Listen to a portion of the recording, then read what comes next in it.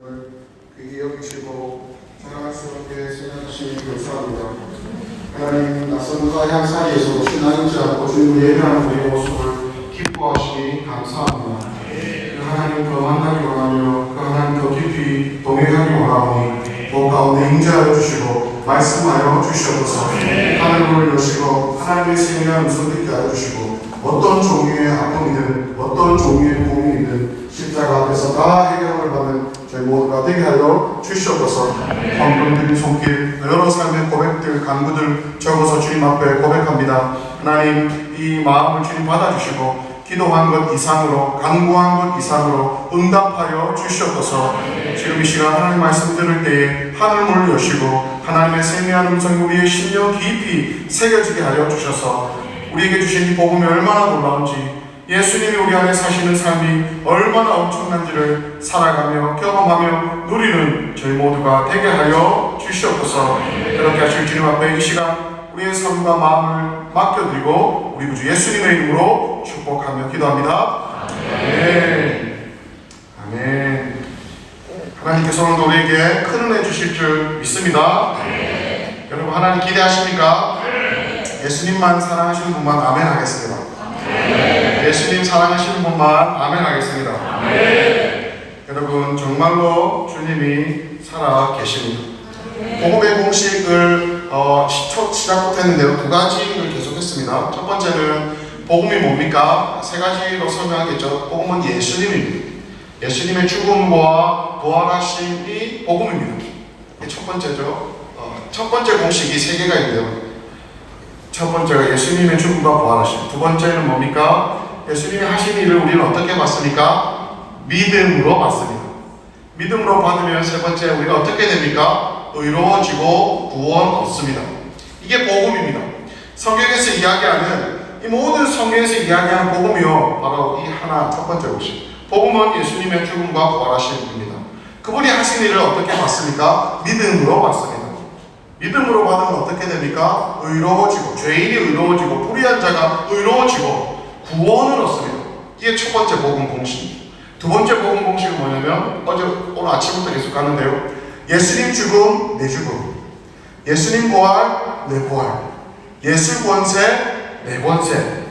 굉장히 간단하지만 모든 복음을 핵심적으로 압축한 내용이 여기 있습니다.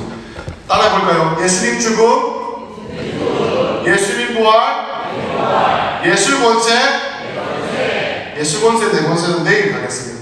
제일 마지막 시간에 이 모든 것을 정리하는 키스를 담아서 간증과 함께 말씀을 나누려고 합니다. 여러분, 제일 마지막에 특별히 더 큰 은혜가 있을 줄 믿습니다. 끝까지 이 자리에서 함께 그 은혜를 누렸으면 좋겠습니다. 왜냐하면요, 저는 진짜 이 복음, 저희가 어렸을 때부터 너무나 흔하게 들었던, 너무나 많이 들었던 이 복음이요, 진짜 죽어가는 인생 살릴 거 봤어요. 제가 선교지에서 봤던 수많은 하나님의 사람이라고 하는 분들이 있습니다. 제가 느끼기에 와, 정말 신령하다. 어떻게 하나님의 음성을 저렇게 듣고 하나님과 저렇게 친밀하게 살아가지 하는 기억에 남는 몇몇 분들이 있어요. 정말 특별하게. 야, 나는 정말 그 정도의 경지는 못 따를 거야 라고 생각했던 그런 분들. 그런데요, 그런 분들 조금만 가까이 교제해보면요, 하나같이 문제 없었던 분들 없더라고요. 상처 없었던 분들 없더라고요. 심지어는 어떤 분은요, 미국 분인데요, 이야, 그분이 다 오픈하셨어요. 이야, 도대체 저 상처를 가지고, 가족의 상처가 있거든요. 가족, 부모님으로부터. 그 상처를 받고 인간적인 마음에, 이야, 이게 도대체 어떻게 이런 일을 당하고 어떻게 살아가지? 어떻게 지금의 모습하고 이 상처가 비교가 안 되는 거예요. 어떻게 이걸 해결했을까? 하나밖에 없어요. 십자가 복음 안에서 예수님 만나는 것밖에는 그 길이 없더라고요. 그래서 이 얘기 안 하면 정말로 그런 과거가 있었는지 모를 정도로 엄청나게 변화되어서 놀라운 하나님의 사람으로 쓰임받는 분들 봤습니다. 똑같은 얘기를 하지만 위에서 보고 옆에서 보고 아래서 보고 예수 죽음 내 죽음, 예수님 부활 내 부활, 예수 권세 내 권세, 이 이야기를 복음으로 계속 여러분 앞에 지금 풀고 있습니다. 한참 더위가 있고 목마를 때 부채질하는 인생이 그냥 제 표현이니까 헬리콥터가 바로 그냥 내 어깨, 내 머리 위로 와서 헬리콥터의 바람을 쐬는 것 같은 그 느낌. 너무나 단순한 진리이지만 이 진리가 깨달아졌을 때 그러한 느낌을 받았어요. 인생의 어려운 터널을 지나거나 어려운 시간을 보낼 때에 빛 같은 촛불이 있어서 제 삶을 비추고 이 촛불 하나 아니고 두 개면 더 좋다, 두 개 아니고 세 개면 더 밝다, 우와, 촛불 때문에 늘 만족하고 하나인가 두 개인가 세 개인가 이렇게 아둥바둥 살았는데 복음을 발견하고 나서는요, 그냥 이 촛불 갖고 살던 인생이요, 태양 앞에 선 느낌이에요. 촛불 갖고 만족했는데 이걸로 다인 줄 알았는데 태양이 딱 비치니까요, 아무것도 아니에요. 아무것도 아니에요. 내 안에 만족을 주고 빛이라고 생각했던 거 아무것도 아니에요. 태양이 딱 비치니까요, 그냥 그 안에 우리가 기뻐했던 거, 만족했던 거 아무것도 아니더라고요. 복음의 신비가 여기에 있습니다. 주님이 우리한테 주신 이 복음이요, 여기에 신비가 있습니다. 그래서 모든 믿는 자에게 구원을 주시는 하나님의 능력이라고 얘기하는 거죠. 그런데 주님이 우리에게 이 복음을 주셨어요. 예수님이 우리 안에 사십니다. 우리는 예수 믿잖아요. 여러분 예수 믿습니까? 네. 예수님 믿습니까? 네. 예수님 여러분 안에 사십니까? 네. 그런데 예수님이 우리 안에 있는 거랑 그 예수님을 누리는 거는 달라요. 여러분 소유랑 누림은 달라요. 예를 들어 볼게요. 만약에 제가 아파트가 한 채 있는데 이 아파트를 제 아이에게 소유를 명의 이전했다 합시다. 그 서류도 다 줬어요. 도장도 찍었습니다. 이 아파트는 이 아이의 것이에요. 이 아이가 주인이에요. 열쇠도 있습니다. 따고 들어와서 자기가 마음껏 누리면 돼요. 화장실, 냉장고, 거실, 주방, 안방 다 누릴 수 있어요. 그런데 이 소유를 가지고, 이 명의를 가지고 있는데 내가 그 아파트에 안 들어가고 추운 날 밖에서 노숙하고 산다면, 더운 날 밖에서 냄새 나는데 그냥 산다면 내가 아파트가 있음에도 불구하고 그 집을 누리지 못하는 거죠.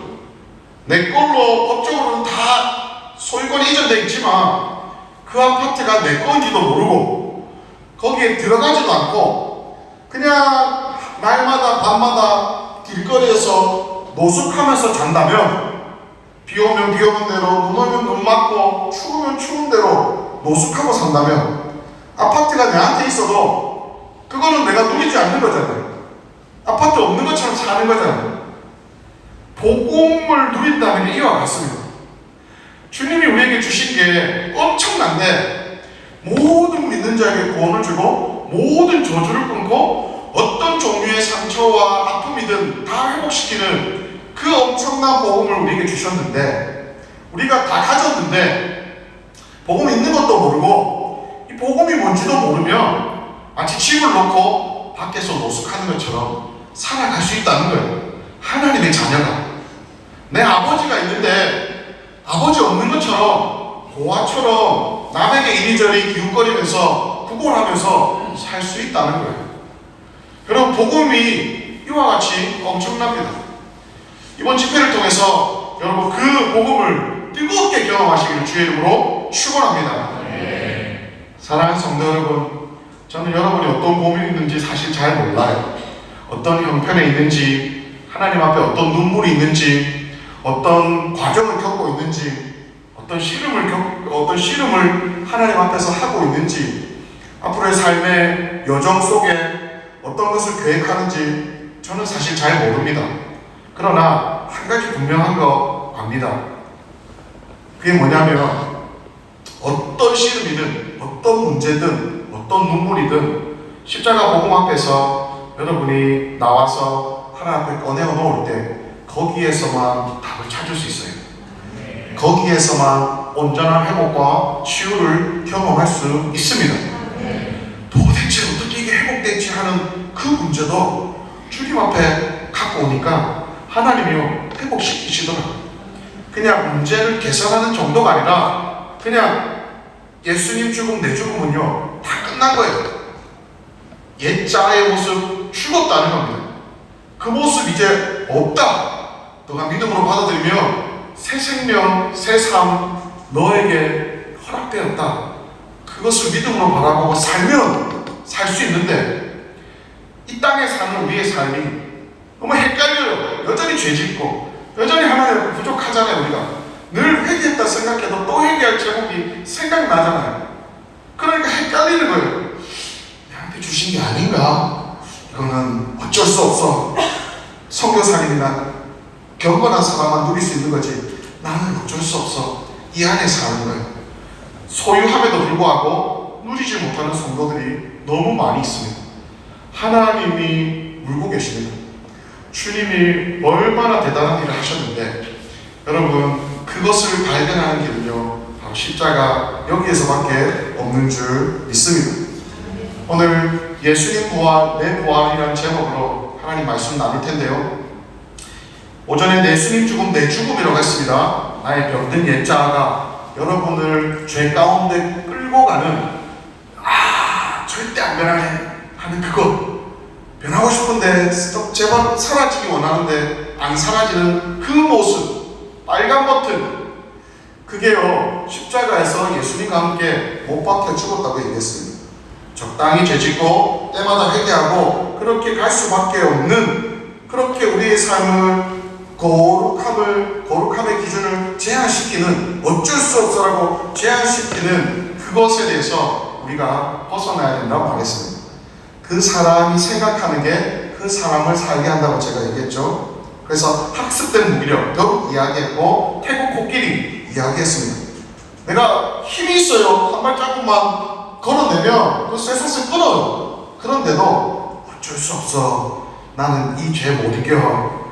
옛날의 삶의 모습에 그냥 사로잡혀 살면 그 사람이 생각하는 게 그 사람을 살게 하기 때문에, 내가 늑대와 비록 자랐지만 사람인 것을 깨닫는 순간 늑대로 안 살고 사람으로 살겠다 하면 모든 기능이 사람으로 다 갖춰져 있기 때문에 살 수 있는데 그냥 너무나 익숙하기 때문에 그냥 늑대로 살 수도 있다는 거예요. 사람임에도 불구하고, 완전한 사람의 DNA를 가졌음에도 불구하고 늑대로 살 수 있다는 거예요. 완전한 하나님의 사람으로 주님이 자녀 삼아 주셨음에도 불구하고, 아버지가 있음에도 불구하고, 내 집이 있음에도 불구하고 아버지 없는 것처럼 고아처럼 살아갈 수 있습니다. 집 없는 것처럼 노숙할 수 있습니다. 얼마나 비참합니까? 얼마나 안타깝습니까? 복음을 알고 모르고가 이와 같은 결정적인 차이를 줍니다. 십자가 복음으로 사는 삶의 비결, 나의 옛자의 죽음이 있다고 얘기했습니다. 예수님 죽음, 내 죽음 되었다는 믿음. 성경의 결론으로 여기며 드리는 그 믿음이 필요합니다. 그러나 우리의 신앙이 예수님 죽음, 내 죽음에서 끝나면 아무런 소망이 없습니다. 변화도 없죠. 십자가의 역설은 부활에 있습니다. 예수님 부활, 내 부활, 새 생명의 삶이 주어졌다는 것으로 이어집니다. 예수님 죽음, 내 죽음 되었다는 것도 희망의 소식이요, 예수님 생명, 내 생명 되었다는 것도, 부활도 희망의 소식입니다. 오늘 본문 갈라디아서 2장 20절 함께 읽어볼까요? 시작. 내가 그리스도와 함께 십자가에 못 박혔나니 그런즉 이제는 내가 사는 것이 아니요 오직 내 안에 그리스도께서 사시는 것이다. 여기까지. 네. 오전에 내가 그리스도와 함께 십자가에 못 박혀서 죽었다고 얘기했습니다. 예수님 죽음, 내 죽음. 그런즉 이제 내가 사는 것은, 이제 내가 이 땅에 사는 것은, 이제 내가 천국까지 이 땅에 사는 것은 내가 사는 게 아니요 내 안에 그리스도가 사신다고 얘기합니다. 곰곰이 묵상해 보십시오. 여러분, 정말 이거는 암송하고 되새기고 또 되새겨도 한없는 샘이 나오는 것처럼 진리와 사랑의 샘이 이 메시지 안에서 터져나올 겁니다. 여러분, 우리 인생 내가 사는 거 아닙니다. 내가 사는 것처럼 보이지만 내가 살면 다 실패해요. 내가 살면 다 한계에 부딪힙니다. 그러나 내 안에 주님이 사시면 주님의 무궁하신 능력과 은혜, 자비, 사랑을 경험하게 될 줄 믿습니다. 중동에서 그거 봤습니다. 선교사님들하고 모여서 제가 이 얘기했죠. 선교사님들 어떻게 더 살아갈지 훈련하며 세미나하며 모였는데 한 20명, 30명 정도 규모의 선교사님들이 모였어요. 한 3달 강의 듣고 실습으로 난민촌 들어가고 이런 과정도 있었는데, 첫 2주에 주님이 저희 선교사님들하고 우리에게 가르쳐 주신 메시지는 다른 게 아니라 이 메시지였어요. 복음, 십자가 복음. 그 20, 30년 된 선교사님들, 국제단체 리더들, 대표들이 다 모였는데, 그분들 앞에 미국에서 오신 여자 선교사님이요, 복음만 계속 얘기해요. 오늘 여러분한테 제가 나누는 그것만 계속 얘기하더라고요. 그런데 정말 그게 우리 선교사님들에게 필요했던 메시지였습니다. 주님의 부름을 받고 너무나 주님을 사랑해서 중동으로 선교사까지 헌신해서 살았지만, 어느덧 내 삶에 하나님과의 친밀함을 떠나고 사역만 남고 탈진해 있는 모두의 모습 가운데 하나님이 우리를 회복시키셨는데, 어떤 걸로 회복시키셨냐면 다시 십자가 앞으로 우리를 다 끌어모으셔서 그 앞에서 계속 기도하며 머물며 목사, 선교사 타이틀 다 빼고, 대표 타이틀 다 빼고, 그냥 다 빼고 하나님 앞에서 내가 어떤 존재인지에 대해서, 이 근원적인 사랑에 대해서만 말씀해 주셨습니다. 제가 특별히 기억에 남는 한마디가 너무 충격적이었는데요. 선교사님도 다 앉아있는데 그분이요, 우리가 그런 상태인지 아시는 거죠. 그분이요, 그 선교사님들 앞에 뭐라고 얘기하냐면, 주를 위해 살지 마세요, 이렇게 하는 거예요. Stop doing something for God. 주를 위해서 뭔가 자꾸 하려고 하지 마세요, 이렇게 하는 거예요. 아니, 내 평생에 주를 위해 헌신하려고 여기 왔는데 그게 무슨 말이에요? 근데 그 선교사님 그러면 주를 위해 살려고 하지 마세요. 그러면서 이어지는 말이, 주님이 여러분 안에 계셔서 마음껏 일하실 수 있도록 내어 만들이라고. 그게 진짜 능력인데 그걸 몰랐어요. 내 열심히 너무나 특실이라서 정말 보여지는 사역이 너무 많기 때문에 주님의 음성 듣는 거, 뭐 왔을 때 음성 들었으면 됐지, 슈잉하면서 그냥 내 뜻대로 막 필요들 따라서 막 달려보니까 어느덧 내 안에 탈취가 온 겁니다. 선교사님들한테 탈취가 온 거예요. 우리가 요거를 놓쳤어요. 주를 위해 사는 건 거룩하고 숭고한 건 맞죠. 그러나 그것보다 더 강력한 거는, 주님이 우리에게 원하시는 거는 주님이 내 안에 계셔서 그분의 뜻을 행하는 것을 주님이 원하셨습니다. 그게 더 능력이 있는 줄 믿습니다. 그게 더 파워풀한 줄 믿습니다. 주님이 가라는 곳에 가고 주님이 멈추라 할 때 멈추는 그 삶. 성경에 예수님이 그렇게 사셨습니다. 예수님 정확한 표현이요, 내가 하는 말 내가 하는 게 아니라 아버지께 받은 말을 한다 얘기했습니다. 아버지 내 안에 계셔서 그의 일을 하시는 것이라. 예수님이 스스로 살지 않았어요. 스스로 사역하지 않았습니다. 귀신 들린 자, 병든 자 다 왔다고 거기 안 갔어요. 필요들을 쫓아가지 않았습니다. 예수님은 철저하게 하나님의 뜻을 따라서 그 마을들을 가셨고 사역을 하셨죠. 저희 선교사님들에게 필요했던 게 바로 그 말씀이었습니다. 주를 위해 살지 마십시오. 주님이 우리 안에 계셔서 마음껏 살도록 내어 드리십시오. 이 말씀이었죠. 제가 선교를 책임지고 있을 때에 우리 선교사님들 중에 순교하신 분이 있었습니다. 정말 여러분, 한 교회에서 순교자가 나온 거 그 장난 아닙니다. 거룩하고 숭고하고 역사에 남을 만한 일이지만 그 일을 겪어보면 장난 아닙니다. 그 얘기는 제 끝날에 좀 더 해드릴게요. 제가 오늘 나누고 싶은 말씀은, 남편 선교사님이 네팔에서 순교하셨어요. 갑자기 행방불명되시고 실종되셨어요. 8살짜리 아이가 있고 안에 선교사님이 있었습니다. 선교사님 실종됐다는 얘기를 듣고 바로 네팔로 넘어갔습니다. 한 15일간 매일 그 단체, OM 소속이었는데 단체 선교사님들 매일 모여서 기도하고 찬양하고 수색 소식 듣고, 2분이서 가셨는데 한 분은 실종, 한 분은 순교하신 걸로 발견되고, 그래도 우리 선교사님은 어디든 생존의 흔적이 있어서 돌아올 것 같았는데 결국은 돌아오지 못하셨어요. 그래서 여러 이야기를 있지만 교회 장례로 한국으로 물어모시고 교회 장례로 장례를 치렀습니다. 아내 선교사님하고 모든 장례를 끝나고 아내 선교사님이 남편이 순교한 그 나라로 다시 가려고 했습니다. 여러분, 그게 그 자체가 의미가 있잖아요.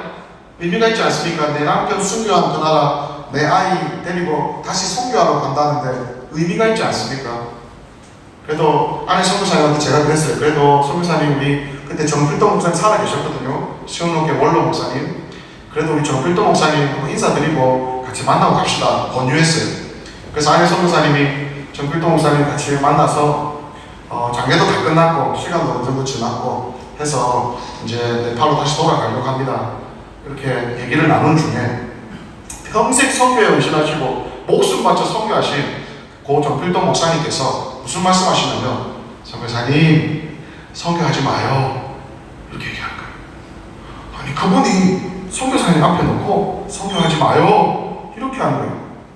내용이 즉슨 선교도 좋고 내 남편 순교한 나라 다시 돌아가서 많은 이들에게 귀감이 되는 거 그 삶도 다 좋지만 선교사님 하나님 응답받고 가시냐 그 말이었어요.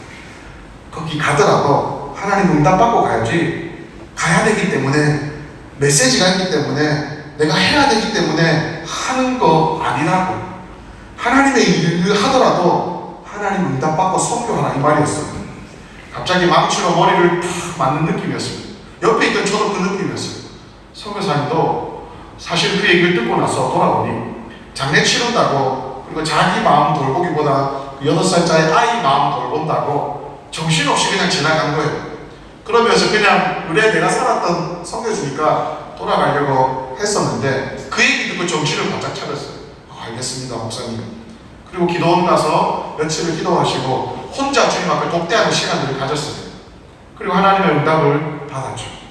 제가 무슨 말씀하신지 알겠죠? 여러분, 하나님의 일은 하나님의 응답을 받고 해야 되는 줄 믿습니다. 네. 내가 열심히 하는 것도 좋지만 주님보다 앞서는 것은 불순종입니다. 결국은 탈진하는 거예요.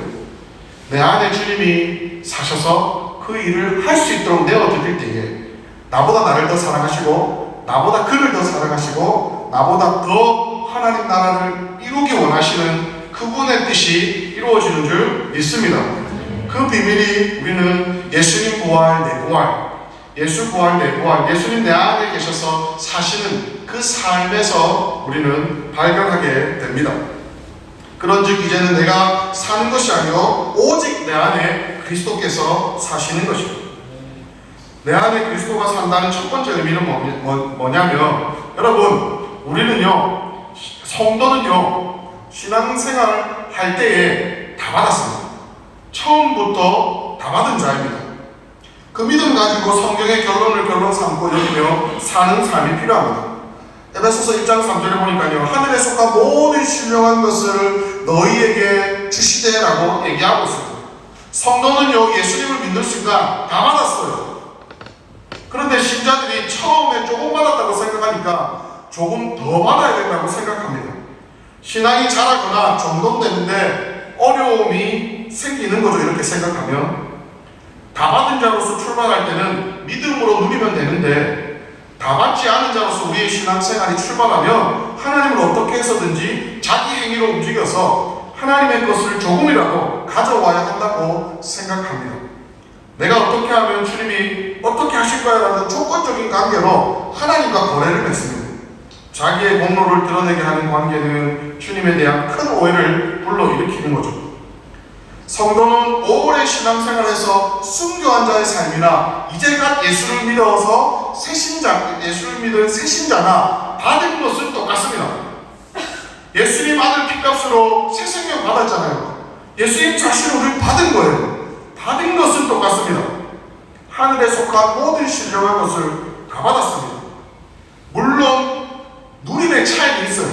제가 얘기했죠. 소유와 누림은 다르다고. 예수님을 다 받았지만 믿음이 많이 자란 만큼, 성경을 많이 믿는 만큼 더 많이 누릴 겁니다. 그러나 이 복음이 어떤 것이 잘 모르면 하나님의 자녀가 되었고 예수님을 소유했지만 노숙할 수 있는 거예요. 그래서 하나님을 아는 게 중요한 거고, 복음 안에 내 자신을 발견하는 게 중요하다는 거죠. 우리는 시작 때부터 다 받은 자입니다. 내 안에 그리스도가 산다는 두 번째 의미는 뭡니까? 예수님 부활 내 부활이라는 그 삶의 두 번째 의미는요, 성경에서 계속 거룩하게 살라고 얘기하잖아요.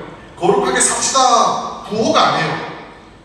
성도들에게 내가 거룩하니 너희도 거룩하라 얘기하는 것은, 성도는 예수 믿어서 구원받은 하나님의 자녀는 거룩하게 살 수밖에 없는 존재이기 때문에 거룩하게 살라고 얘기하는 거예요. 늑대 소년 이야기 기억하십시오. 사람이니까 사람처럼 먹으라고 하는 거예요. 사람처럼 걷고 자라라고 다시 학습시키는 겁니다. 거북이에게 토끼처럼 뛰어라고 하지 않습니다. 토끼니까 토끼처럼 뛰라고 학습시키는 거죠. 거룩에 있어서도 마찬가지입니다. 거룩하게 살 수 있으니까 거룩하라고 말씀하십니다. 절대로 도달할 수 없는 불가능한 것을 하나님은 우리를 괴롭히기 위해서 주시는 분이 아닙니다. 거룩하게 살 수 있기 때문에 거룩하라고 하는 거예요. 원수를 용서할 수 있기 때문에 원수까지도 용서하라고 하는 거예요. 너무 어렵죠? 말로 이게 쉽지 않죠? 직접 경험해보면 더 쉽지 않죠? 그런데 하나님 우리를 자제시키기 위해서, 정죄하기 위해서 이 말씀 주신 겁니까? 아니요. 너는 이렇게 살 수 있는 자야 라고, 살 수 있는 자이기 때문에 주님이 얘기하는 거예요. 섬기고 사랑하고 세상이 다 일로 가도 뭐라고 하고 주의 말씀을 선택하며 따라가는 이 삶을 우리는 살 수 있기 때문에 주님이 그렇게 요구하시는 겁니다. 누구 힘으로요? 내 힘으로는 절대 못해요. 내 힘으로는 못해요. 내가 너 안에 있지 않냐? 내가 너 안에 살지 않냐? 내가 너에게 준 그 사랑으로 사랑하고, 내가 너에게 준 그 용서로 용서하고, 내가 너에게 준 그 마음으로 섬기며 너는 살 수 있어. 그 삶을 누릴 수 있어. 주님의 법칙인 거죠. 우리 힘으로 이것 이루라고 주님도 말씀하지 않았습니다. 내가 너 안에 있지 않냐? 이 삶, 거룩한 삶, 너 살 수 있어. 왜 자꾸 옛날 실패했던 거, 넘어졌던 거, 예수님 없이 살았던 것 가운데 왜 자꾸 이쪽으로 돌아보냐? 이제 완전한 새로운 삶이 주어졌는데 왜 자꾸 돌아보느냐? 성경은 계속 그 얘기를 반복하는 거예요. 거룩하게 살 수 있기 때문에 거룩하라고 주님은 말씀하십니다. 역사상 많은 믿음의 선배님들이 그 삶을 살았죠. 저희는 가까이 손양원 목사님, 김희철 목사님의 삶을 봤습니다. 기독교, 전 세계 기독교 역사에서도 그분들은 영웅 같은 분들이십니다. 그 말씀을 믿고 살았던, 누렸던 그분들의 흔적을 저희는 이야기를 통해서도 듣게 되는 거죠. 로마서 5장에 죄가 더한 곳에 은혜가 더욱 넘친다는 얘기가 있습니다. 이 새 생명의 삶, 주님이 용서해 주시고 새롭게 주신 이 삶이 어떤 죄든, 어떤 최악의 악한 사람이든, 심지어는 예수님 우편에 매달린 강도도, 여러분 제가 십자가 얘기했죠. 그 십자가는 당대에 최고로 손꼽히는 중범죄자들이 매달리는 범죄자들의 사형틀이었습니다. 그러니까 이 친구는요, 한평생 후회할지만 했어요. 연쇄살인범일 수도 있습니다. 전 나라를 떠들썩하게 하는 반역자일 수도 있겠습니다. 십자가는 아무나 안 달렸거든요. 로마 사람 안 달렸습니다. 그러니까 예수님 우편에 십자가에 매달려 있는 이 사람은 한평생 후회할지만 했던 사람이었습니다. 그런데 마지막 끝자락에서, 마지막 인생의 끝자락에서 십자가 매달려서 예수님 향해서 마음을 열었죠. 주여, 당신의 나라에 갈 때 나를 기억하소서. 주님을 인정하고 기억했죠. 주님이 그때 뭐라고 하셨습니까? 기다렸다는 듯이 너가 오늘 나와 함께 낙원에 있을 거라고 주님이 구원해 주십니다. 우리 하나님의 사랑이 이런 사랑입니다.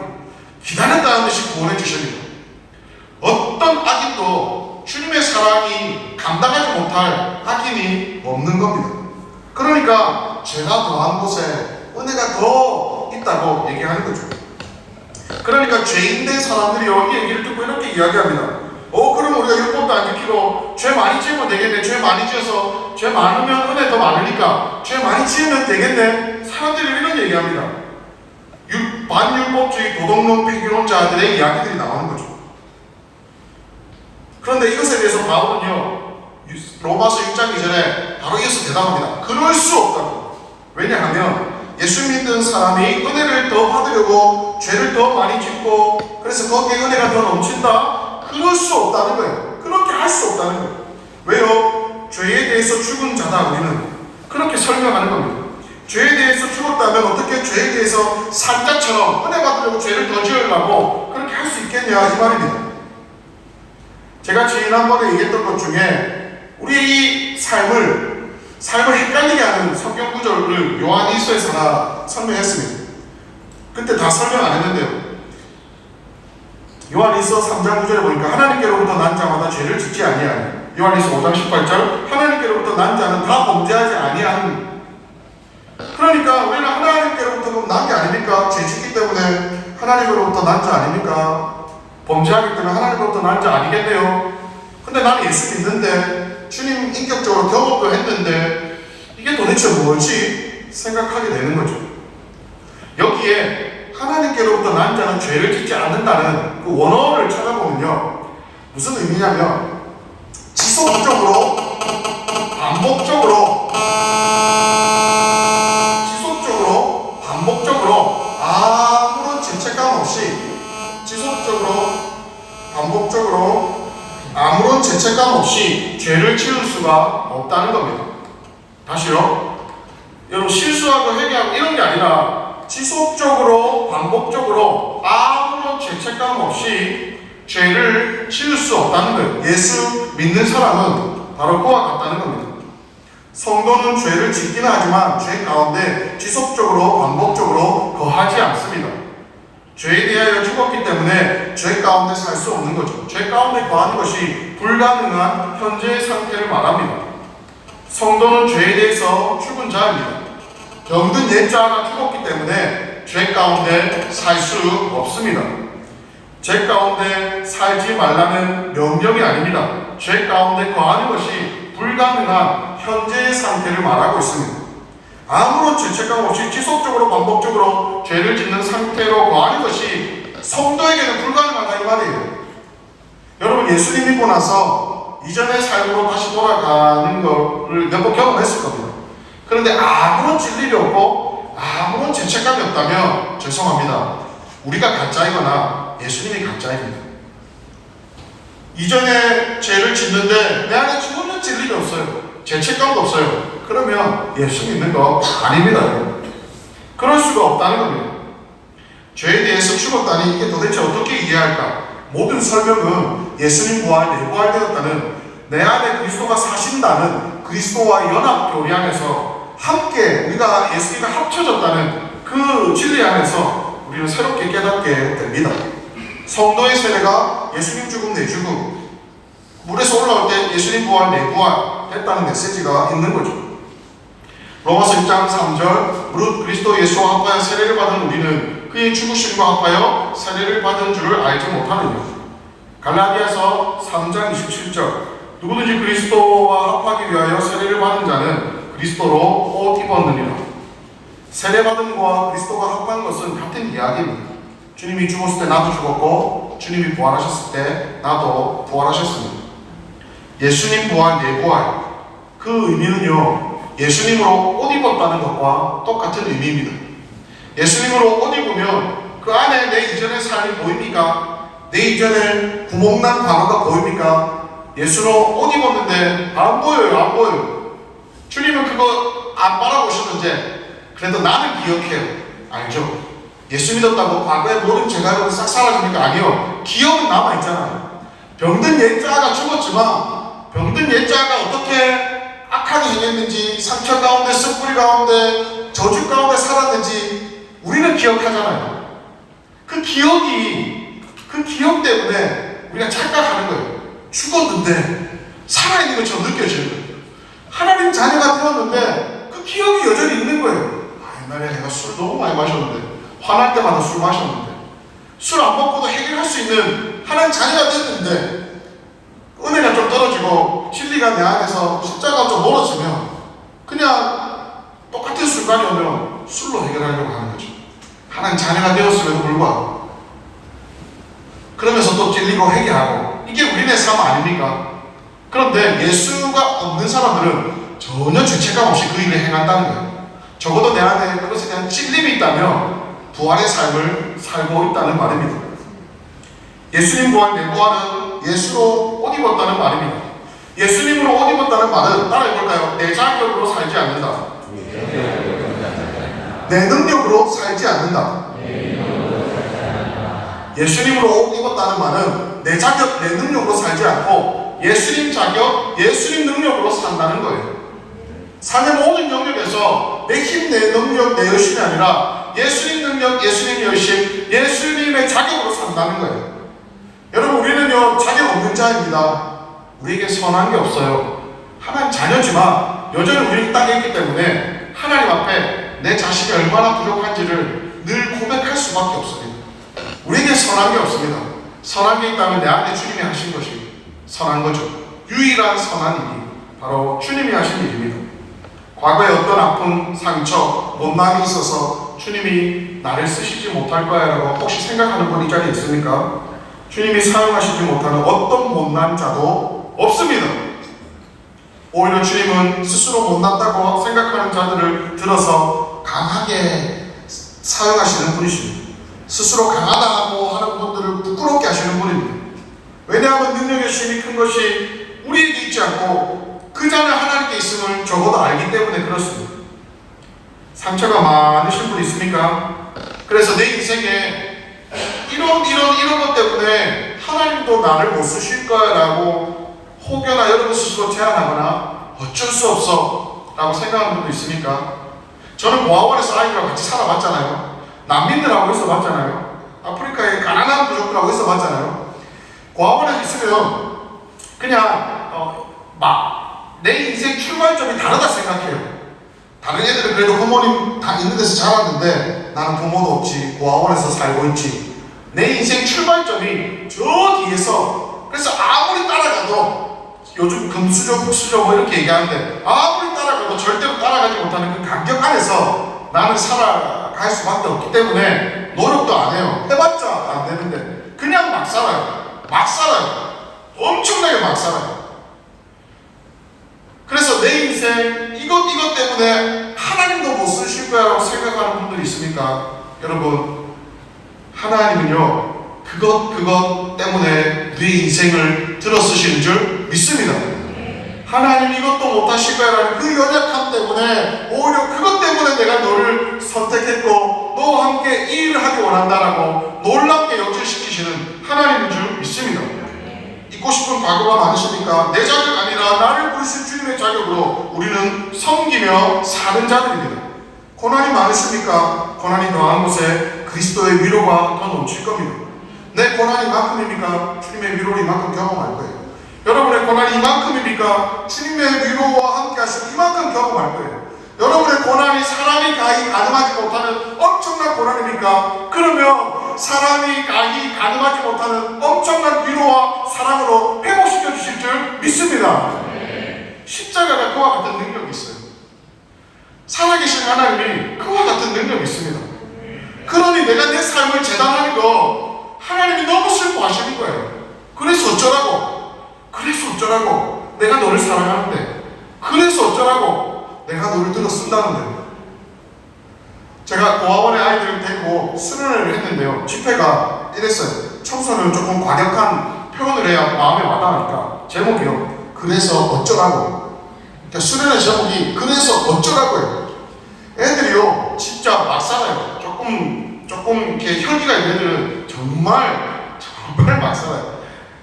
또 천성이 착한 애들 있잖아요. 착한 애들은요 조용하게 막 살아요. 그러니까 이렇게 안정감이 없으니까 그런 거죠. 그러니까 그런 아이들에게 무슨 얘기를 할 수 있겠습니까? 아무도 위로할 수 없는데요. 이 얘기밖에 안 해요. 이 얘기밖에. 하나님 너를 사랑하신다. 예수님이 너를 위해 십자가에 죽으셨다.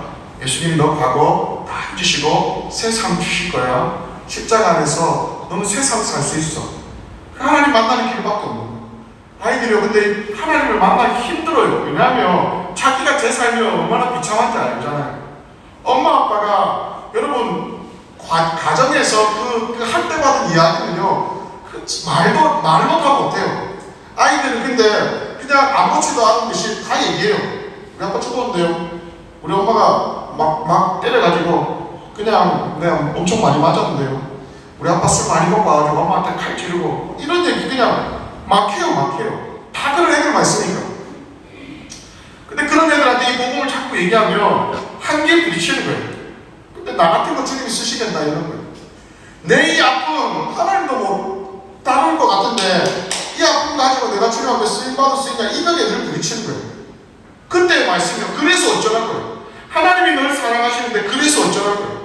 하나님이 너의 상처, 아픔, 외로움, 괴로움, 주님이 그것보다 더 너를 사랑하신다는데 사는데 그래서 어쩌라고요?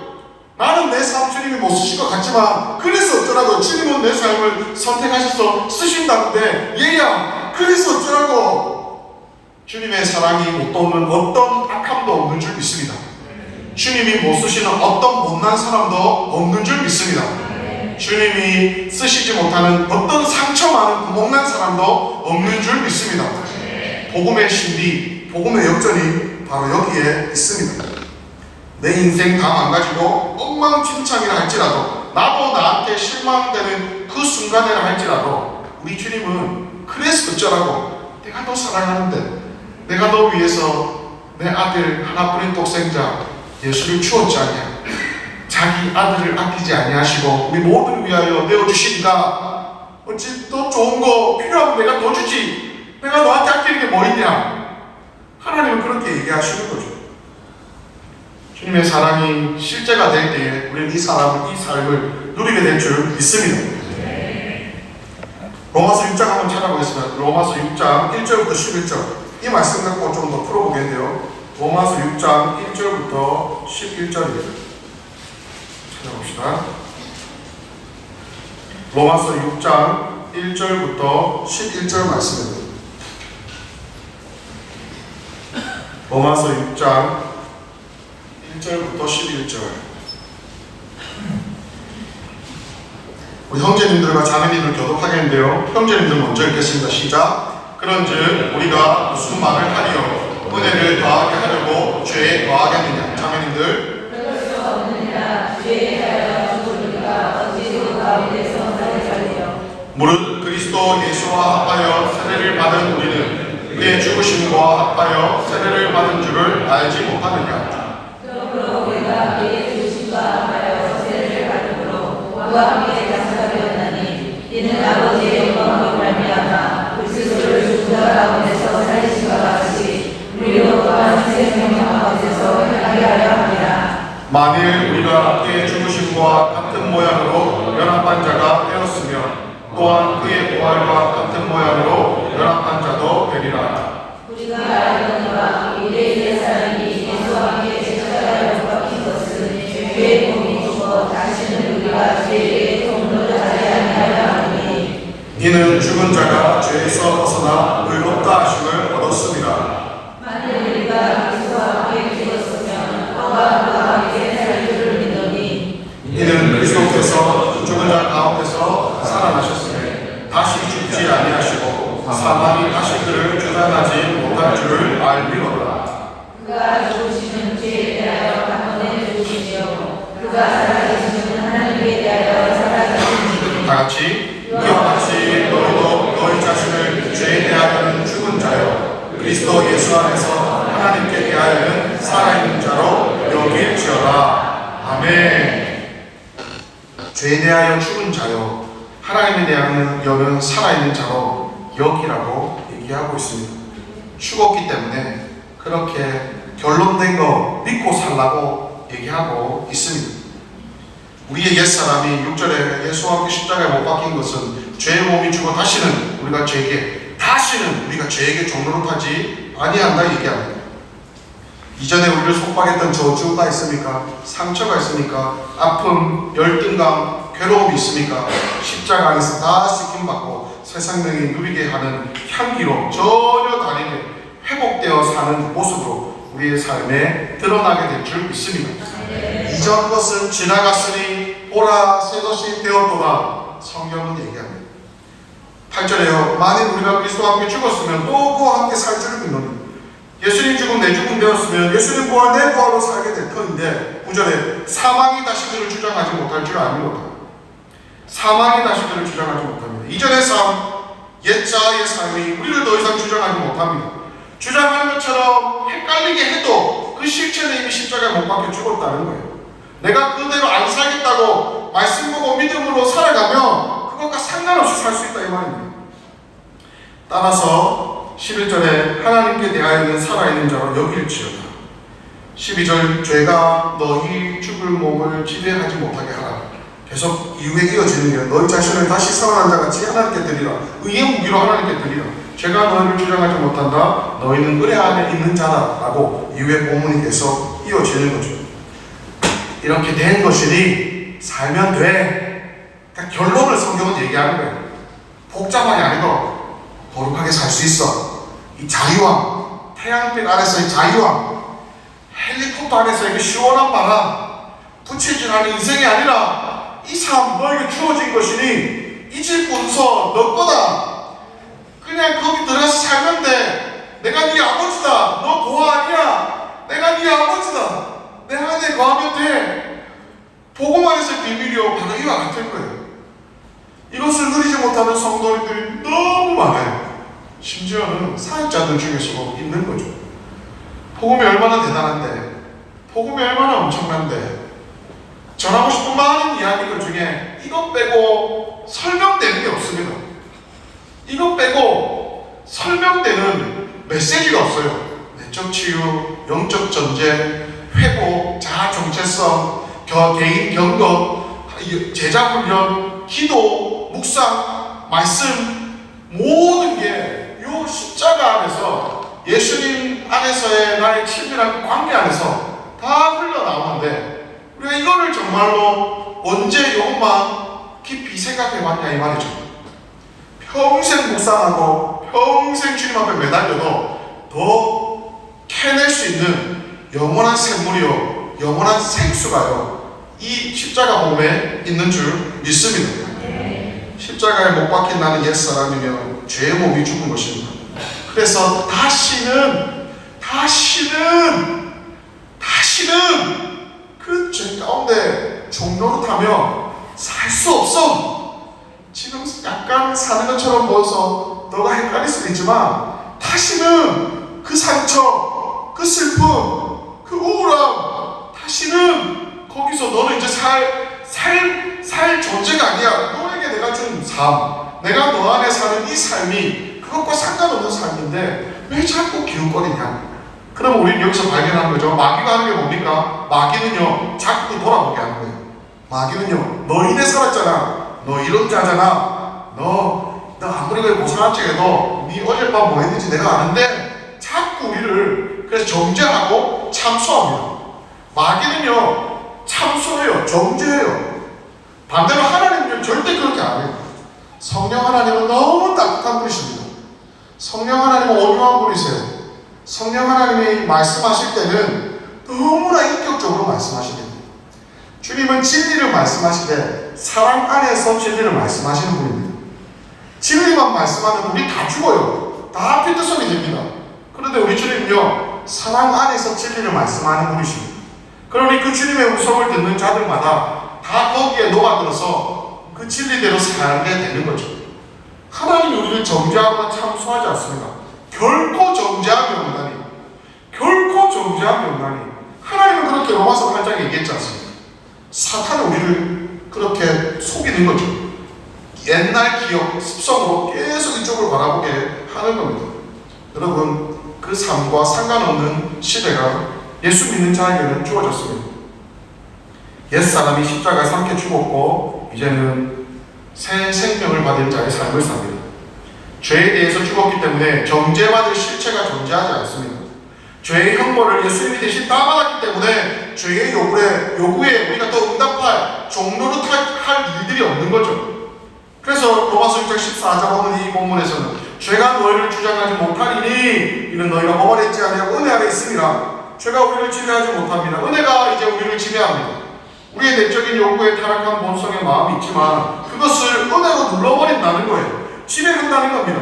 타락한 죄성이 여전히 있어요, 여러분. 이거 죽을 때까지 있을 거예요. 우리를 지배하는 근본적인 성향은 하나님의 은혜, 하나님의 의로 이제 바뀌어져서 그것에 지배를 받으면 마치 죄가 없는 것처럼 살아갈 수 있다 얘기하는 겁니다. 정리하면 우리의 옛사람은 죄와 사망으로 말미암아 죄에게 종노릇하던 죄의 몸이었습니다. 그러나 예수 그리스도와 함께 십자가에 못 박힘으로 죄의 몸에 있던 옛사람이 죽었고 죄값을 치렀기 때문에, 혹은 죄의 종노릇하던 실체가 사라졌기 때문에 우리는 다시 죄에게 종노릇해서 질질질 끌려가며 옛날의 저주스러운 모습으로, 옛날에 슬펐던 모습으로, 옛날에 우울했던 모습으로 살아갈 수 없다는 겁니다. 누가 빚을 졌다고 해도 죽어버리면 죽은 사람에게 돈을 받을 수 있습니까? 끝입니다. 죄의 몸이 죽었기에 죄에 대해서 완전히 거하는 것은 불가능한 게 현재 우리 상태라고 성경은 얘기합니다. 그래서 내가 거룩하니 너도 거룩하라, 원수를 사랑하라, 섬기며 다스려라 얘기하는 거죠. 우리의 타락한 본성도 우리를 완전한 죄 가운데로 끌고 갈 수는 없습니다. 죄에 대해서 완전히 끊어져서 죄 안에 완전히 거하지 못하는 완전히 새로운 존재가 되었습니다. 죄 대신 은혜의 지배를 받는 저와 여러분인 줄 믿습니다. 죄가 너희를 주장하지 못하리니 이전 것은 지나갔으니 보라 새 것이 되었도다 얘기하는 거예요. 계속 똑같은 얘기하는 거죠. 세 번째로 그리스도가 내 안에 사신다는 의미는 뭡니까? 나는 죄의 종로로 타는 자에서 이제는 은혜의 종로로 타는 자로 바뀌었다는 거예요. 주인이 바뀌었습니다. 예수님이 내 삶의 주인입니다. 주님이라는 것은 주님이 내 왕이라는 뜻입니다. 나의 주인이라는 의미이죠. 그런데 우리는 주님 말은 부르지만 주님을 마치 내 종처럼 부릴 때가 있습니다. 주님을 잘 모르는 거죠. 주님이면 주님 말씀대로 살아야 되는데 주님이 뜻하는 대로 가야 되는데 내 원하는 걸 주님이 자꾸 들어주기를 원하고 뭔가 순서가 바뀌었죠. 성도는 근본적으로 변화된 존재이고 그 사실을 자각할 때 우리는 새 삶을 누릴 수 있습니다. 믿기 전과 믿은 후가 다르지 않다는 것은 있을 수 없습니다. 훈련 안 해도 BTS 안 해도 예수님을 진짜 제대로 믿는 순간에 거룩을 향해서 달려갈 수밖에 없어요. 그냥 나라가 달라졌어요. 그냥 소속이 달라졌기 때문에 그냥 그렇게 살 수밖에 없어요. 죄가 찔려 죄에 대해서 찔림을 느끼게 되고요. 죄를 멀리 하게 되고요. 하나님 위해서 살고 싶은 마음이 훈련하지 않아도 자동적으로 생명이 들어오며 살 수밖에 없는 존재입니다. 근본적인 변화가 일어났습니다. 죄에 대해 부끄러워하게 되며 하나님 뜻대로 살고 싶은 마음이 생깁니다. 이전에는 그 마음조차 없었습니다. 그런데 생명이 들어오며 그렇게 시작된다는 거죠. 여러분, 죽었다는 의미가 뭘까요? 죽었다는 의미가 뭡니까? 어느 날 성 마카리우스에게 제자가 물었습니다. 스승님, 죽었다는 말이 뭐예요? 이렇게 자꾸 예수 죽음 내 죽음, 예수 생명 내 생명이라고 하는데 죽었다는 의미가 뭡니까? 그 스승이 제자에게 이렇게 이야기합니다. 얘야, 너 오늘 밤 공동묘지에 가가지고 그 묘지 앞에서 그 네가 할 수 있는 최고의 욕을 다 해라. 이 나쁜 놈아, 너 잘 죽었다. 네가 할 수 있는 모든 욕을 다 해라. 그리고 그 제자가 무덤에 가서 다 하고 왔어요. 스승을 찾아왔죠. 어떠하더냐? 아무런 반응이 없던데요. 그렇더냐? 그러면 내일 아침에 가서 이번에는 네가 할 수 있는 모든 칭찬을 다 하고 오라. 똑같은 무덤 앞에서. 예. 그래서 가가지고 어제는 미안했습니다. 당신 대단한 분이에요. 정말 훌륭한 분입니다. 당신이 죽어서 너무 아쉬워요. 모든 칭찬, 존경의 말을 다 하고 왔습니다. 어떠하더냐? 역시 아무런 반응이 없던데요. 성자는 비로소 말했습니다. 그게 바로 죽었다는 거다. 어떤 비난도 그것 때문에 낙심하지 않는 거죠. 어떤 띄워주는 말과 칭찬에도 그것 때문에 교만하지 않는 거죠. 그냥 죽은 자에게는 아무런 요동함이 없는 겁니다. 죽은 자는 아무런 요동함이 없습니다. 마치 뼈가 없는 것처럼, 뼈가 없는 사람처럼 우리는 사라져야 합니다. 모든 관계들 안에서 나 자신이 죽어야 하는 겁니다. 제가 아는 영국 같은 백전도장의 선교사님이요, 자기 이름 자체가 없어져야 한다고 얘기합니다. 하나님의 일은 하나님의 방법으로 해야 되는데 하나님의 일을 한다고 하면서 싸우는 분들이 있어요. 하나님의 일을 한다고 하면서 막 시기 질투가 있고 막 시들기가 일어나는 분이 있어요. 정말 죄송하지만 목사들 사이에서도 그런 게 있습니다. 하나님의 일을 하는데 싸운다. 아직도 안 죽은 거죠. 주님의 방법은, 주님의 일은 주님의 방법으로 해야 되는 줄 믿습니다. 뼈가 없는 것처럼, 나 자신이 없는 것처럼 나 자신이 사라져야 주님이 일하실 수 있습니다. 죄를 지을 수밖에 없던 자가 죄를 짓지 않을 수 있는 존재로 바뀐 게 예수님 부활, 내부활되었다는 네 번째 의미입니다.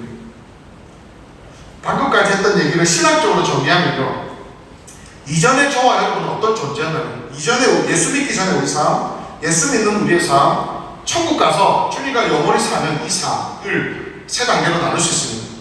예수 믿기 전, 중생하고 지금 예수 믿는 이 땅에서의 삶, 죽고 나서 이 삶은 영화의 거죠. 이제 이 땅에 몸을 벗고 정말로 주님과 얼굴을 마주하고 대하는 삶. 옆에 분 손 한번 잡아보실래요? 혹시나 손 잡을 수 있는 분, 앞에 뒤에 분, 손 한번 잡아주실 수 있는 분, 손 한번 잡아주십시오. 네. 파이팅! 함께 내 옆에 앉아주셔서 감사합니다. 촉감을 느껴보십시오. 당신 정말 대단합니다. 여러분, 우리가 예수님의 손을 방금 잡았던 그 촉감 그대로 느끼는 그 삶이 천국에서 우리가 누릴 겁니다. 눈과 눈을 마주하면서 우리 주님 바라볼 거고요. 주님 손 만지는 그날이 천국에서 이루어질 겁니다. 그런데 이 땅에서는 우리가 그까지는 경험 못하잖아요. 여전히 이 땅에 육신을 입고 살기 때문에. 자, 다시 정리하면 이전에 예수 믿기 이전의 삶은 뭡니까? 죄만 짓는 존재였어요. 생각하는 게 죄요, 행동하는 게 죄요, 소원하는 게 죄였고 죄를 지어도 죄인 줄 몰랐던 존재가 죄인된 저와 여러분이었습니다. 그런데 예수님을 믿고 중생하면서 하나님의 자녀가 되었어요. 여전히 죄짓죠. 또 회개하고 또 죄짓고 또 회개하고. 그러나 하나님의 자녀로서 이 땅을 삶을 삽니다. 이 땅의 과정을 성화의 과정이라고. 예수님 닮아가는 과정, 삶. 하나님의 자녀로서 늑대 소년이 사랑으로 살아가는 법을 배워가는 이 과정. 근데 이 과정과 이전의 삶과의 결정적인 차이가 뭔지 아십니까?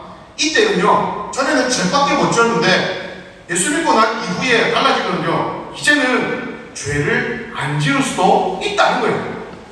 전에는 다 죄만 지었고 죄인 줄도 몰랐는데 예수 믿고 나서 하나님 자녀가 되었고 여전히 죄 짓지만 이제는 죄 없는 것처럼 살아갈 수 있다는 거예요. 그게 주님이 우리에게 주신 기적인 거예요.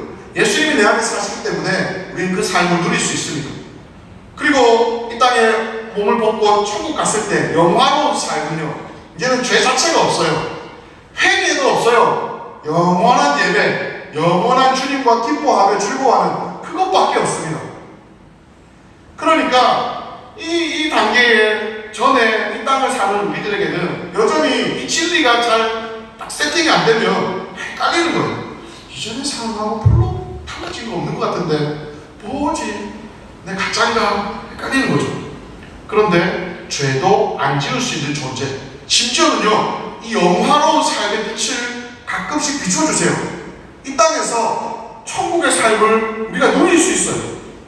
믿음으로 하나님을 아는 만큼, 주님과 동행하는 만큼. 그래서 우리는 다르게 살 수 있습니다. 그래서 우리는 이 땅에 사는 사람들하고 전혀 다르게 살 수 있는 이유가 천국이 사실이고 우리는 그 땅의 백성이기 때문에 여기에서 다르게 살 이유가 있는 거죠. 주님도 다르게 살라고 말씀하십니다. 우리는 보통 사람 아닙니다. 하나님의 사람입니다. 보통 사람 아닙니다. 여러분, 하나님 아들, 딸입니다. 여러분, 그 신비가 얼마나 대단한 권세인지 모르십니까? 하나님을 알면 알수록 그것을 누리게 될 줄 믿습니다. 주님이 보호하시고요, 주님이 우리의 자격과 우리의 능력이 되셔서 우리 삶에 그분의 일을 보이실 겁니다. 11절까지는, 6장 11절까지는 우리가 죄에 대해서 죽었다는 존재에 대한 설명을 했다며, 그 이후에 12절로부터는 이제 그러므로 이제 죄 짓지 마라고 설명하는 거죠. 이게 가능해졌어, 너가 안 지으면 돼 라고 얘기합니다. 그러므로 죄에 대해 담대하게 대항하고 죽이고자 해야 한다고 성경은 얘기가 이어지고 있습니다. 날마다 은혜의 지혜 아래 죄를 죽이며 거룩을 이루는 존재로 살아갈 수 있습니다. 너희가 육신대로 살면 반드시 죽을 것이로되 영으로서 몸의 행실을 죽이며 살리니, 그리스도와 합하여 일어난 사실에 놀라운 것을 설명했습니다. 죄에 대해서는 죽었지만 하나님께 대해서는 산 자로 이제는 우리는 살 수 있습니다. 예수님이 이 이루신 일을 어떻게 봤습니까? 다시 얘기합니다. 믿음으로 봤습니다. 예수님 부활된 그 사실을 여러분과 함께 나누면서 여기에 이 믿음에 대해서 마지막으로 정리하겠습니다. 그러면 우리에게 필요한 믿음이 뭘까요? 11절에 여기다 동그라미 적으시고요. 너희도 하나님께 대하여는 살아있는 자로 여길지어다. 우리에게 필요한 첫 번째 믿음은요, 여기 있는 믿음이 필요합니다. 여기 있는 믿음. 그리스도 예수 안에서 하나님께 대하여 살아있는 자로 여기는 그 믿음이 우리에게 필요합니다. 의지적인 선택이죠. 하나님의 결론을 내 삶의 결론 삼고 살아가는 그 믿음이 필요합니다. 복음을 설명하는 어떤 목사님이 이 부분을 막 풀어가면서 화종국 목사님이었던 걸 기억나요. 복음에 대해서 막 얘기하면서 복음을 한마디로 정해요. 뭐라고 하냐면 그분은 뻔뻔한 담력이라고 불러요. 뻔뻔한 담력. 복음을 사는 사람들이 가지는 특징이 뭐냐면 뻔뻔한 담력이다. 하나님 앞에 나 자신 너무 염치 없고 내가 부족한 건 나도 알지만 그러나 복음이 덮지 못하는 어떤 연약함, 상처, 어떤 괴로움도 없기 때문에 그거 하나 믿고 뻔뻔하게라도 주님 앞에 나가면 받아들여준 줄 믿고 뻔뻔하게 나가야 사는 건데 그게 복음적인 거고 그게 성경적인 건데 우리는 반대로 마귀는 참수하거든. 니 그래갖고 하나님 어떻게 나간단 말이야. 너 그렇게 죄짓고 염치가 있어라.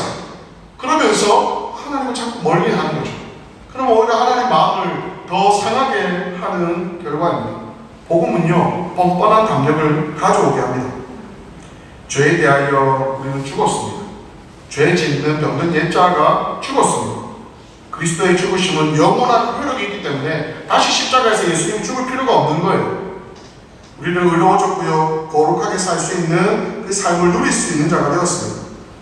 그리스도와 합하여 죽었다면 그리스도와 합하여 삽니다. 내 안에 예수님이 사십니다. 마귀를 대적하면 마귀가 떠나가고요 병든 자에게 손을 얹은 즉 나음을 입고요 예수님의 위로와 사랑을 경험하게 됩니다. 그래서 우리 신앙의 핵심은요 그리스도를 닮아가고 쫓아가는 정도가 아니라 그리스도가 이미 우리 안에 있어서 우리 안에 내주하시는 성령으로 말미암아 그분이 주시는 능력과 내주하심으로 말미암아 이제는 그리스도가 나를 살게 하는 존재가 저와 여러분인 줄 믿습니다. 예수님이 나를 통해 일하는 존재가 저와 여러분인 줄 믿습니다. 마치 세상 사람들이 나를 보았을 때 저 사람이 예수님인가 헷갈릴 정도로 예수님이 내 안에 사시는 삶을 살 때에 주님이 영광 받으시고 능력과 역사가 일어날 줄 믿습니다.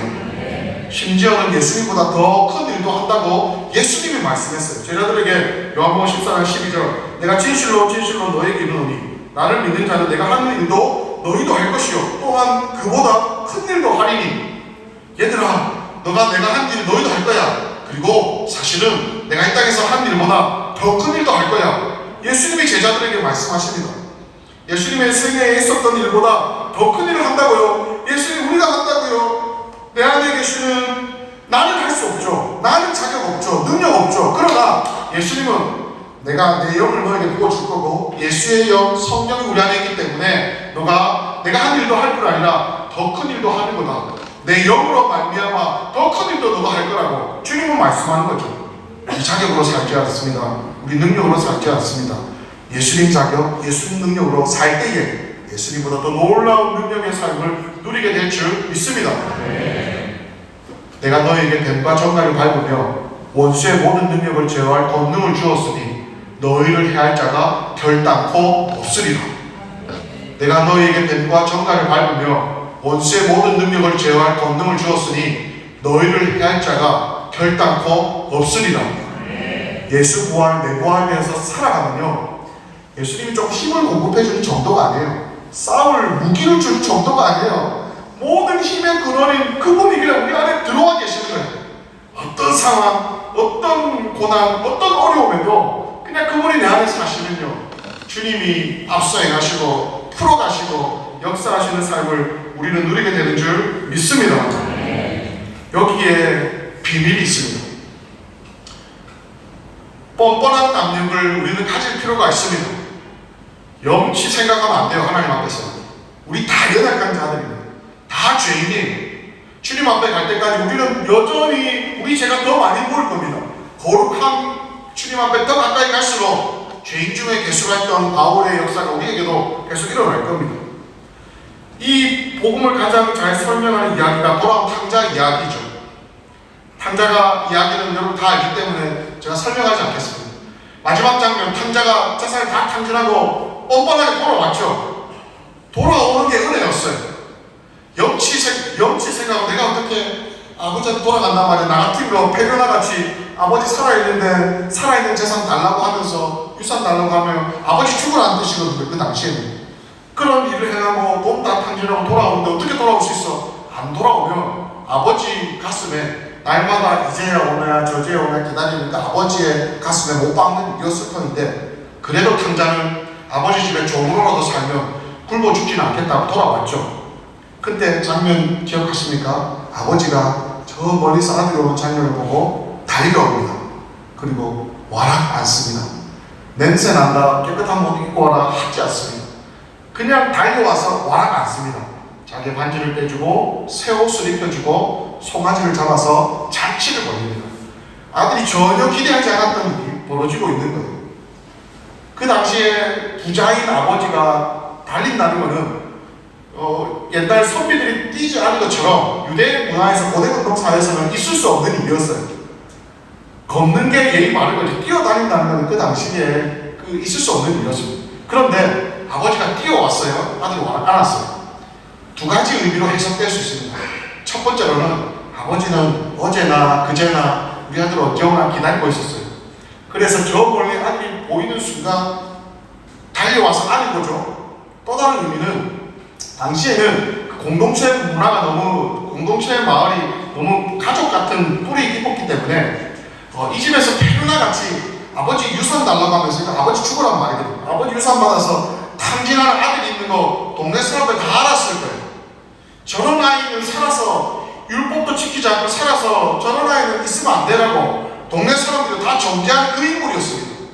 그러니까 만약에 이 아이가 돌아왔는데 아버지가 먼저 발견하지 않고 동네 사람들이 이 아이를 먼저 발견했다면 이 아이들이 돌에 맞아 죽어도 아무런 문제가 없는 그런 사회였어요. 아버지가 왜 뛰어왔을까요? 내게 돌아온 아들 마을 사람들한테 먼저 맞아 죽을 수 있으니까 아버지가 먼저 끌어안은 거예요. 아버지가 먼저 달려가서 내게 죽었다가 돌아온 내 아들 다시 살아서 같이 살기 위한 아버지의 마음. 그럼 하나님의 마음이 여기에 있습니다. 하나님이 못 쓰실 어떤 못난 사람도 없는 줄 믿습니다. 돌아오지 않는 게 아버지 마음에 못 박는 거예요. 뻔뻔한 담력으로 주님 앞에 나오는 게 은혜입니다.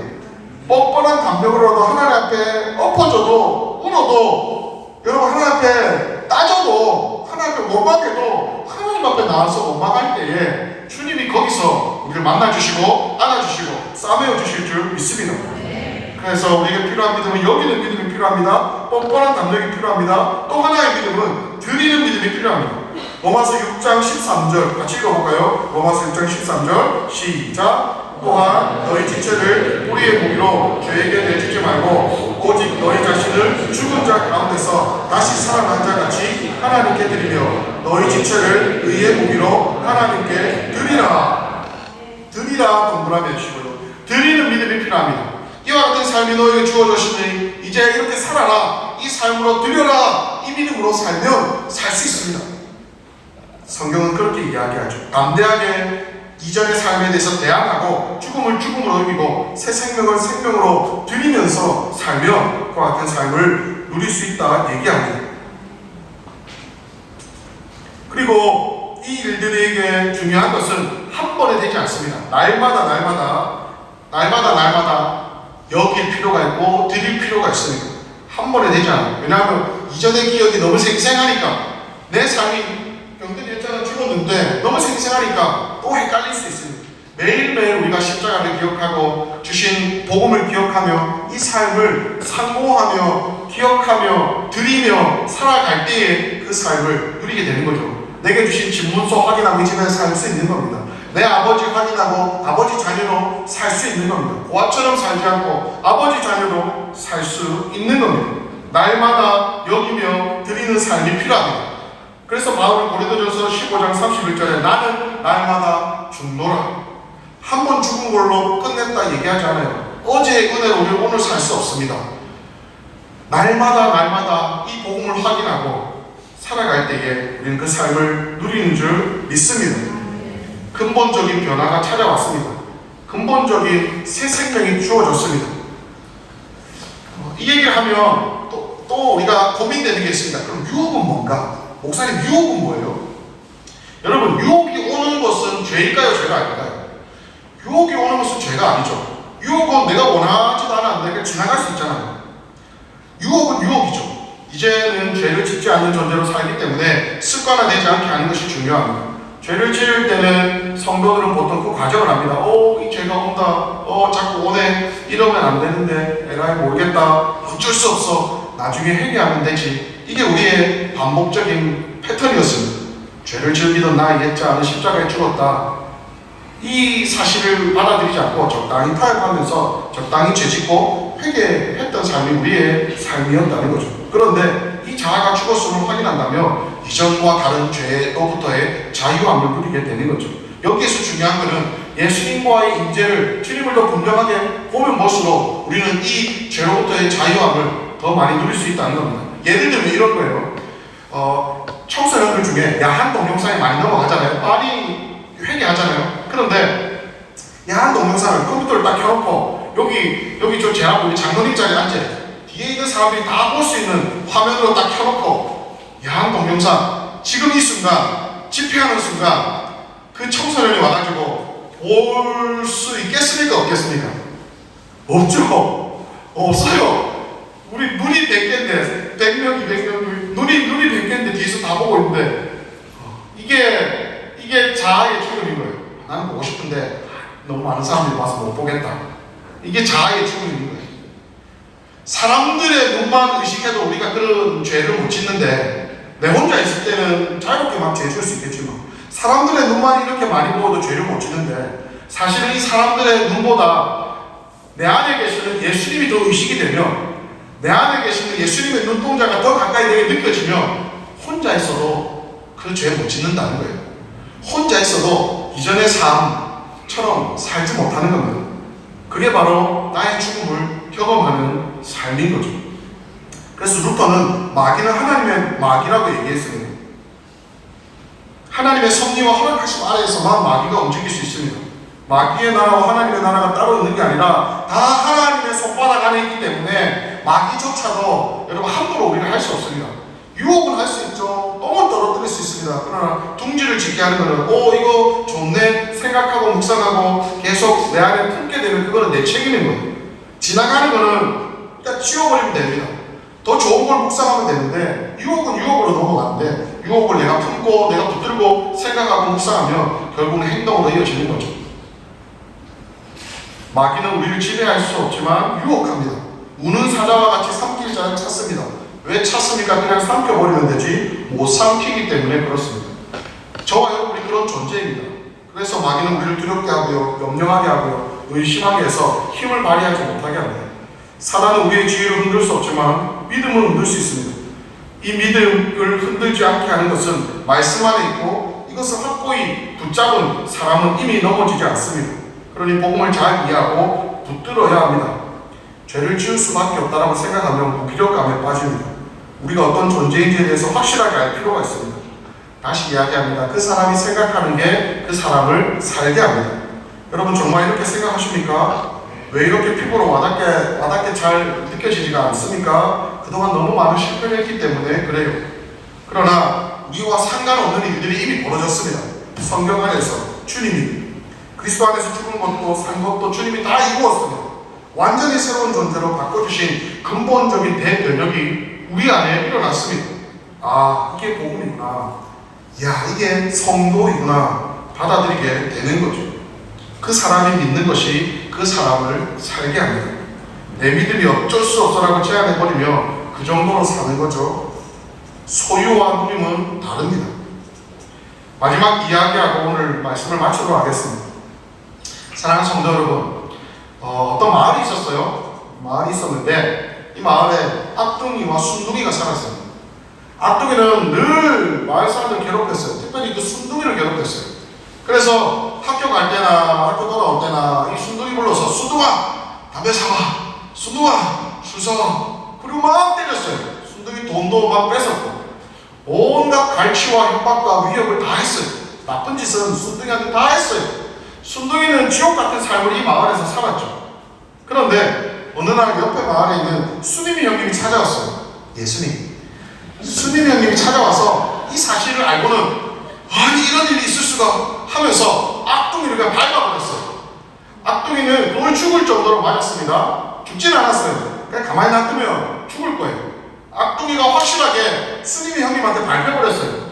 그런데 수님이 형님을 확실하게 하기 위해서 마을 광장에 모든 사람들이 보이는 곳에 쇠사슬 철창을 딱 만들었습니다.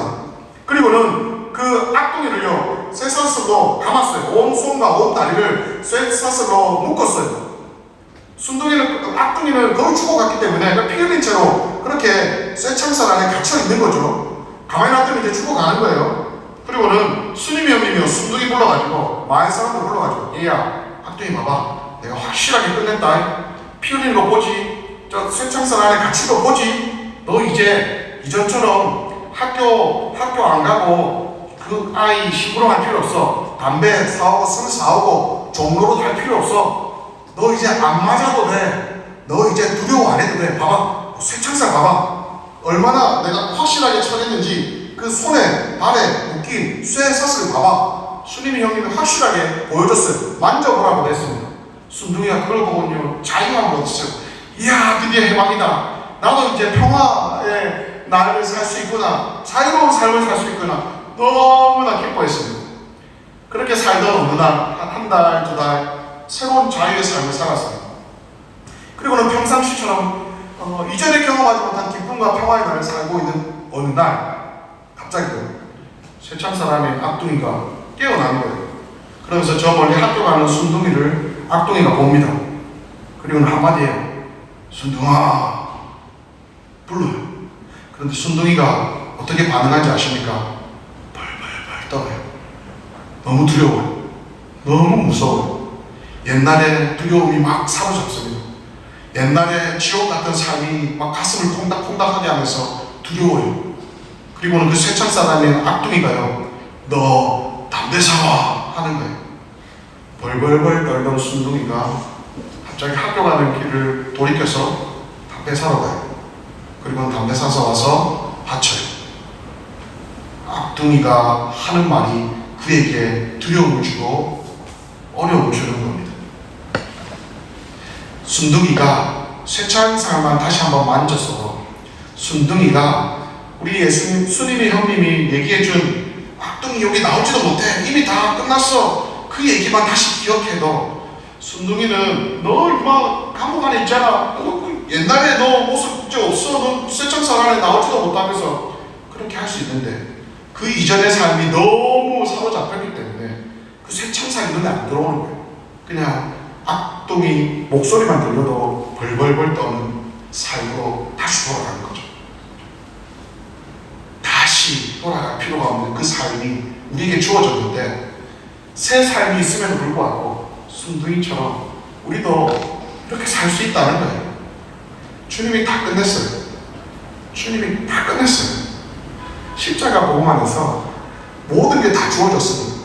그런데 이전에 저주했던 죄 가운데 살았던 죄의 종로를 했던 내 삶의 기억이 악둥이가 순둥아 했던 그 얘기가 너무 무서워서 우리는 새 삶이 있음에도 불구하고 쇠창살로 더 이상 악둥이는 밖에 못 나옴에도 불구하고 그 말을 따를 수가 있다는 겁니다. 복음 안에서의 신비와 진리를 누리시기를 주의 이름으로 축복합니다. 다시는 죄의 종로로 탈 필요가 없는데 여러분 복음을 그래서 우리가 많이 이해하고 경험하면 할수록 이전의 삶으로 돌아갈 수가 없는 거예요. 상처, 쓴뿌리, 여러분 어떤 종류의 아픔이든 눈물 짓는 일이든 다 새롭게 주님이 하셨습니다. 그것을 발견할 수 있어요. 그것을 누리시기를 주의 이름으로 축원합니다. 찬양하고 함께 또 기도합시다. 많은 얘기를 나눴지만 여러분 마음에 남는 한 줄 있다면 그거 생각하면서 함께 찬양합시다.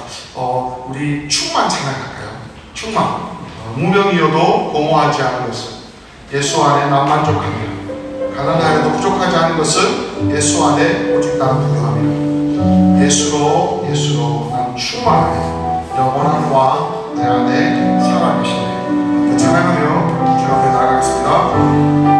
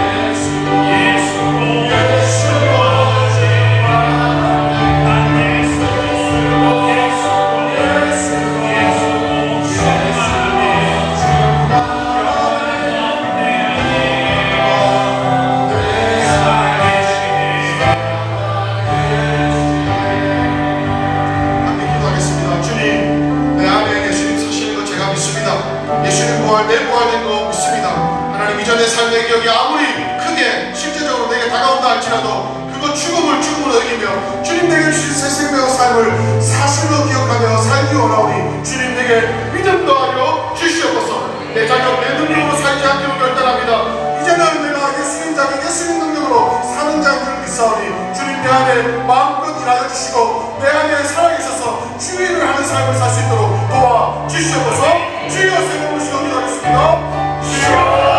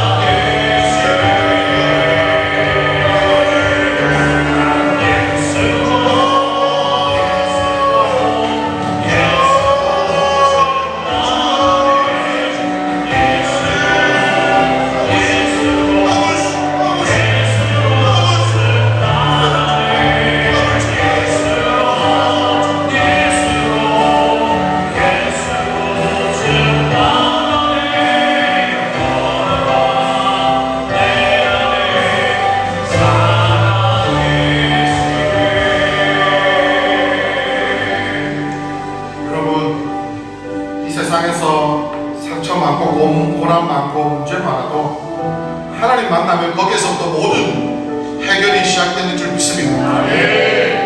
고아원에서 만난 한 아이가 생각납니다. 그 아이는 생애의 마지막 기억이 할머니가 어느 날 저희가 좋아하는 아이스크림 먹을 거를 사주고 벤치에 가서 앉아있다가 얘가 돌아올게 하고 돌아가는 뒷모습, 그 기억이 생애의 마지막 기억이고 어떤 가족도 그 이후에는 만날 수 없는 그 아이였습니다. 그래도 우리나라 제도가 잘 돼 있어서 매년마다 DNA 검사를 통해서 친인척을 찾는 프로그램이 있는데 아직까지 못 찾았어요. 그러니까 이 친구는 완전 고아로 어릴 때부터 그 모의고에서 계속 자랐습니다. 이 아이 마음에 가슴에 구멍 같은 게 있어요. 구멍 같은 게 있어요. 부모를 경험하지 못했으니까 그 큰 구멍을 누가 채워줄 수 있겠습니까? 그런데 이 친구가 예수님을 만났습니다. 예수님 만나고 멋지게 살아요. 그래서 자기와 같이 아픔 있는 아이를 돕고자 선생님이 되어서 학교 선생님으로 살아가는데 결혼도 했어요. 예수 잘 믿어요. 저한테 전화가 왔습니다. 목사님, 나 이제 출산해요. 아이 가져요. 아이를 가지면 이것도 해야 되겠죠? 아빠로서 저것도 해야 되겠죠? 설레임과 두려움 반으로 저한테 막 질문하는 거예요. 왜냐하면 아빠를 경험한 적이 없는 거예요. 자기 생애에 아빠가 어떤 분인지 얘는 경험하지 못했기 때문에 두려운 거예요. 내가 좋은 아빠가 될 수 있을까? 좋은 아빠는 어떤 모습이 돼야 될지 경험하지 못한 거예요. 제가 뭐라고 대답했는지 아십니까? 얘야, 너 아빠는 경험하지 못했지만 아빠의 사랑이 뭔지 너가 본 적은 없지만 얘야, 하나님 너 이럴 때 어떻게 해줬니? 하나님 너가 힘들 때 하나님 너 만난 하나님 어떻게 해줬니? 하나님 기억해보는 이야기를 계속 했어요. 그러면서 하나님이 아빠보다 더 좋은 너의 아빠이고 하나님 엄마보다 더 좋은 너의 엄마가 되니 하나님이 너한테 해준 대로 이 아이에게 그렇게 해주면 돼. 제가 그 얘기 해주고 축복기도 해줬던 기억이 납니다.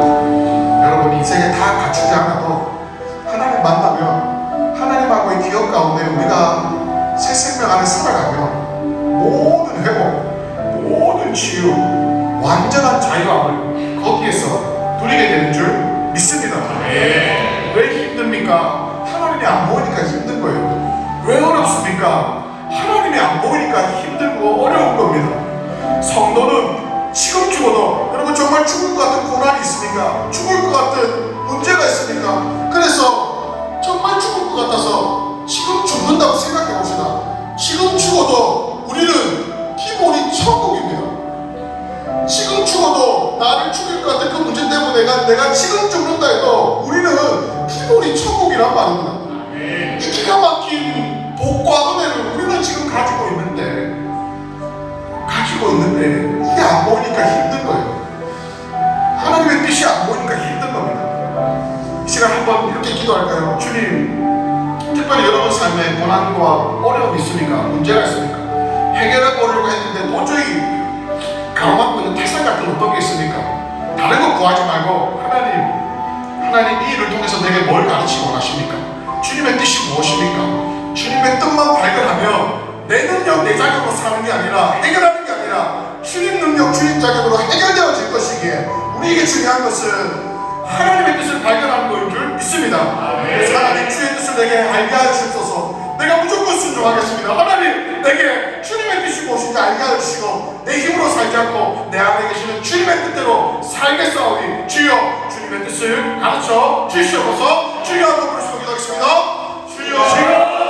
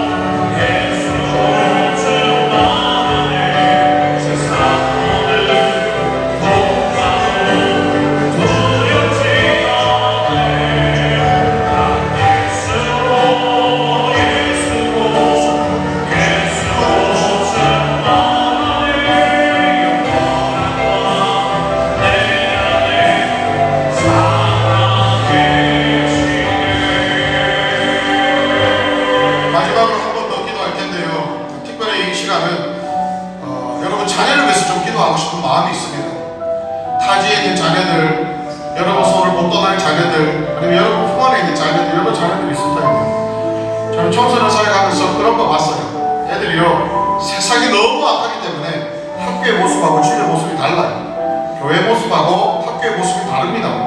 우리가 교묘한 죄인이기 때문에 너무나 악하게 살아가는데 거룩하게 사는 척 너무 잘합니다. 부모는 그거 잘 몰라요. 24시간 내 아이를 내가 지켜줄 수 있으면 좋겠지만 현실적으로 그러지 못합니다. 내 아이에게 줄 수 있는 최고의 유산이 뭡니까? 최고의 양육이 뭡니까?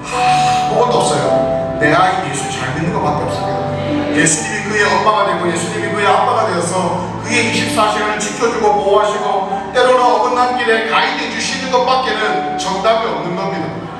그래서 우리 자녀들, 타지에 있는 자녀들, 지금 여러분 프라하에 있는 자녀들 위해서 기도할 때 하나님, 이 아이 예수 정말 잘 믿게 하십시오. 정말 시대가 악하거든요. 정말 악해요. 아이들이요, 상상할 수 없는 악한 일을 꾸미고 상상할 수 없는 유혹 가운데 있습니다. 상상할 수 없는 괴로움 가운데 있어요. 그래서 약이 없으면 잠 못 자는 아이도 있고요, 오늘 죽을까 내일 죽을까 언제 죽을까 고민하는 아이도 있어요. 엄마 아빠 몰라요. 그 아이는 지옥같이 죽을 것 같은데 엄마 아빠 몰라요. 이런 아이들 어떻게 우리가 빠르게 양육할 수 있겠습니까? 주님 만나는 것밖에 없습니다. 이 아이가 예수 잘 믿는 것밖에 없어요. 예수님이 눈동자처럼 이 아이를 지키시고 가르치시고 부족한 것 채우시고 모자란 것 인도해 주셔서 정말로 예수 죽음 내 죽음, 예수 부활 내 부활에서 함께해서 살아가고 거친 세상에서 복음으로 믿음으로 살아가는 그 외에는 이 아이들이 살아갈 방법이 없다 이 말입니다. 다른 건 가르치는 게 중요한 게 아니에요. 다른 건 채워주는 게 중요한 게 아닙니다. 예수 잘 믿게 하는 그게 생명입니다. 시작이고 끝입니다. 그래서 우리 이렇게 기억할 거예요. 여러분 자녀 이름 불러가면서 하나님, 사랑하는 내 자녀 예수 잘 믿게 하십시오. 생명의 구주, 이 복음의 비밀 어릴 때부터 누리며 살게 하여 주시옵소서. 하나님, 거친 세상 나도 살아봤지만 만만치 않은데 내 자녀가 살아갈 세상 더 만만치 않을 건데 하나님 이 복음 없으면 어떻게 살아갑니까? 혹여나 이 자리에 주님 신앙 떠난 자녀들 있습니까? 하나님이 이 아이 예수 믿게 달라고 기도합시다.